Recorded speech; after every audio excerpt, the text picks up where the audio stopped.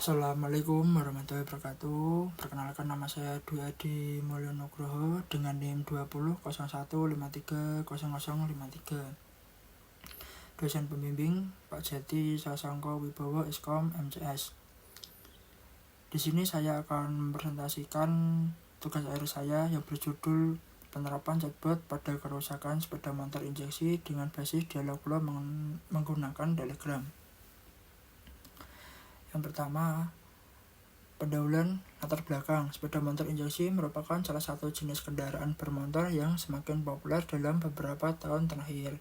Namun, masalah yang sering dihadapi oleh pemilik sepeda motor injeksi adalah ketidakmampuan untuk dengan cepat dan akurat mendiagnosis masalah yang terjadi pada sistem injeksinya. Pemilik sepeda motor sering mengalami kesulitan dalam mengidentifikasi penyebab kerusakan. Apakah itu masalah komponen mesin, sensor, atau bagian lain dari sistem injeksi. Dalam era digital ini, teknologi chatbot telah muncul sebagai solusi potensial untuk membantu dalam mengatasi masalah ini. Chatbot merupakan program komputer yang dirancang untuk berinteraksi dengan manusia melalui percakapan berbasis teks atau suara. Kemudian, rumusan masalah. Bagaimana merancang dan mengimplementasikan chatbot menggunakan platform Dialogflow untuk mendeteksi potensi kerusakan pada sepeda motor injeksi. Kemudian, apa saja gejala atau masalah umum yang dapat diidentifikasi oleh chatbot melalui dialog dengan pemilik sepeda motor injeksi. Kemudian, tujuan penelitian. Merancang dan mengimplementasikan chatbot berbasis Dialogflow yang dapat berinteraksi dengan pemilik sepeda motor injeksi melalui Telegram dengan efektif dan memberikan saran awal mengenai penyebab potensial kerusakan. Manfaat penelitian. Pemilik sepeda motor injeksi akan mendapatkan manfaat berupa kemudahan dan kecepatan dalam mengidentifikasi masalah potensial pada sepeda motor mereka, yang dapat mengurangi waktu dan biaya yang dikeluarkan untuk pencarian masalah. Kemudian, metodologi penelitian, metode pengumpulan data. Metodologi penelitian yang digunakan dalam penerapan sistem chatbot yaitu yang pertama, observasi.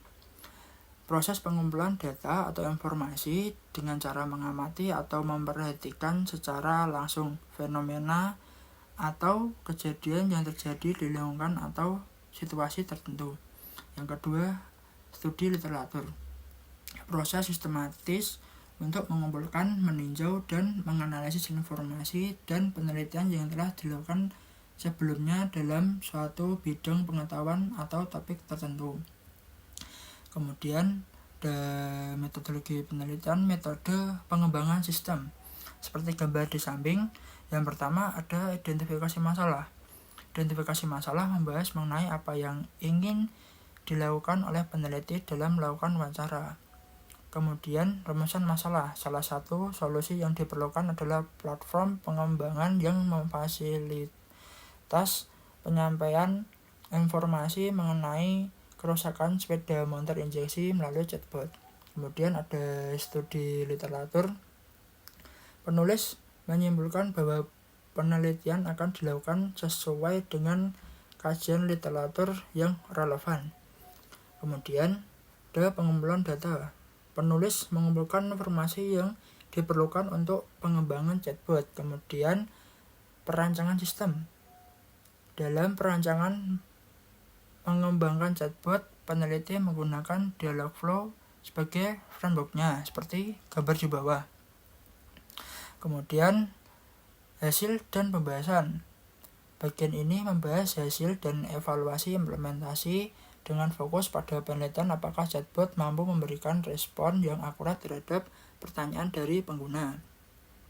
Kemudian, desain sistem chatbot. Flowchart chatbot.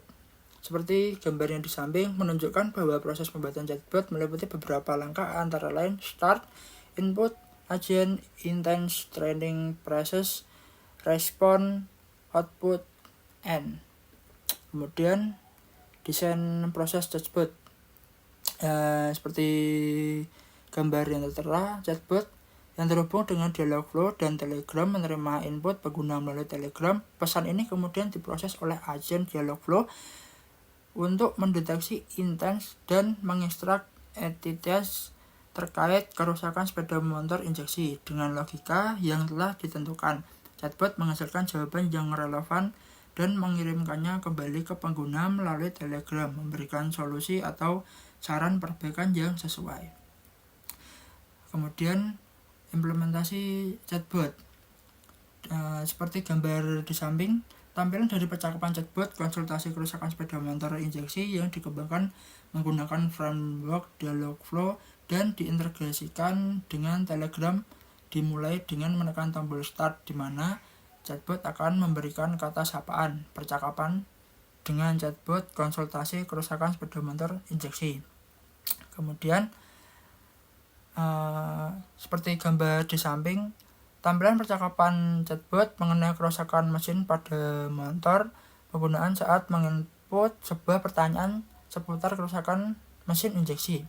Percakapan tersebut dimulai dengan penggunaan menginputkan pertanyaan, maka chatbot menampilkan output berupa informasi sesuai dengan permasalahan pengguna. Pengguna bisa menanyakan permasalahan yang lain tentang kerusakan pada mesin injeksi, dan chatbot akan memberikan solusi atas permasalahan pengguna. Kemudian ada pengujian black box seperti yang tertera di samping. Metode black box diuji pada chatbot konsultasi kerusakan pada sepeda motor injeksi, memasukkan berbagai kondisi input ke dalamnya. Hasil pengujian menunjukkan bahwa keempat input chatbot memberikan output dengan akurasi 100% untuk semua respon. Keberhasilan ini terjadi karena pemrosesan dalam bahasa alami di Dialogflow mampu mengenali kata-kata yang diajarkan selama pelatihan, bahkan jika terdapat kesalahan ejaan dalam kalimat. Kemudian pengujian sistem usability scale yang ketat pada sistem chatbot mendapatkan skor rata-rata 85, menunjukkan keberhasilan dan kinerja yang baik. Keuntungan yang didapat dari chatbot adalah kemudahan penggunaan, respon cepat, keakuratan informasi, dan komunikasi alami, seperti tabel yang ada di samping berikut. Kemudian kesimpulan, chatbot berbasis Dialogflow berhasil dirancang untuk menganalisis kerusakan motor dan memberikan solusi interaktif.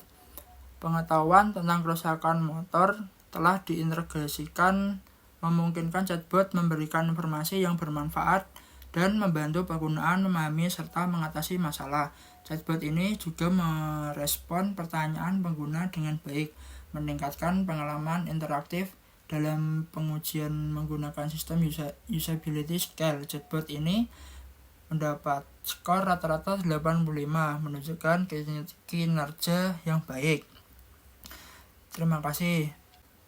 Apabila ada kesalahan kata atau pengucapan yang salah, mohon dimaafkan. Sekian presentasi dari saya. Wabillahi taufiq wal hidayah. Wassalamualaikum warahmatullahi wabarakatuh.